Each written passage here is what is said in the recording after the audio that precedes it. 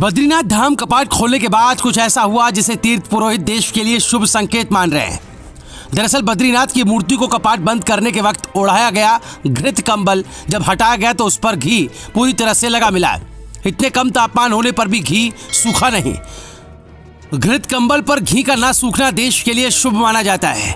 बद्रीनाथ के पूर्व धर्माधिकारी भुवन चंद्र उनियाल ने बताया कि जब बद्रीनाथ गर्भगृह में घृत कंबल हटाया गया तो उस पर लगाया गया घी का लेप सूखा नहीं था। इससे देश में खुशहाली आने के संकेत हैं।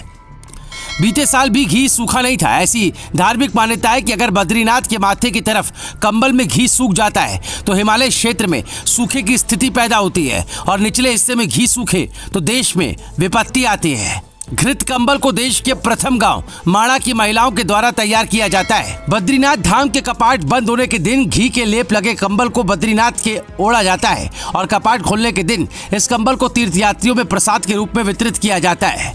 आज टिहरी के राजा के प्रतिनिधि के रूप में बद्रीनाथ धाम पहुंचे ठाकुर भवानी सिंह पवार की देखरेख में बद्रीनाथ धाम के कपाट खोले। उनके साथ राजगुरु कृष्णानंद नौटियाल, ठाकुर नरेंद्र सिंह रौथाण, ठाकुर गौरव बर्तवाल और डॉक्टर मानवेंद्र बर्तवाल भी मौजूद रहे। आपको बता दें कि टिहरी के राजा की कुंडली के आधार पर ही बद्रीनाथ धाम के कपाट खोलने की तिथि घोषित होती है। बद्रीनाथ धाम में ताला खोलने का काम राजगुरु करते हैं। धाम के कपाट खोलने के बाद देश के प्रथम गांव माणा की महिलाओं ने मांगलिक गीतों के साथ ही बद्रीनाथ के गीतों की प्रस्तुतियां दी।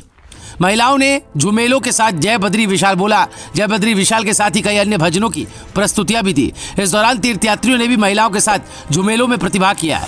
ब्यूरो रिपोर्ट रायशुमारी है।